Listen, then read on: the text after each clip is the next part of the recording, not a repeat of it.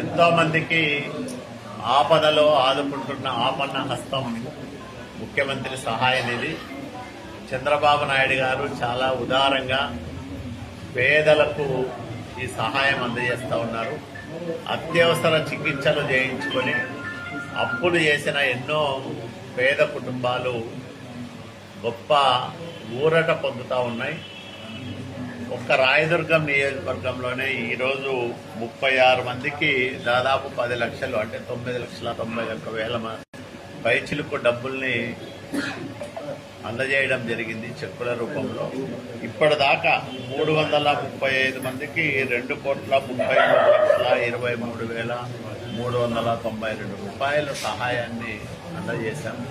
అంటే 2 సంవత్సరాలు తిరక్క ముందే 2,33,00,000 రూపాయలు పేదలకు ముఖ్యమంత్రి సహాయ నిధి నుంచి అందడం అనేది చాలా గొప్ప విషయం. ఎందుకంటే ఈ ప్రాంతాల్లో ఈరోజు చూసాం, 3 పిల్లలు కడుపు నొప్పితో బాధపడి ఆసుపత్రిలో చేరితే వాళ్ళకి అయ్యే ఖర్చులో ఎంతో కొంత సహాయం మనం చేస్తూ ఉన్నాం. అంటే చిన్న పిల్లల దగ్గర నుంచి ముసలి వాళ్ళ వరకు ఎవరు ఆపదలో ఉన్న ఆసుపత్రులకు వెళ్ళి కార్పొరేట్ వైద్యం పొందినా అట్లాంటి వాళ్లకు అయిన ఖర్చుల్లో కొంత మొత్తము ముఖ్యమంత్రి సహాయ నిధి నుంచి అందజేస్తూ ఉంటాం.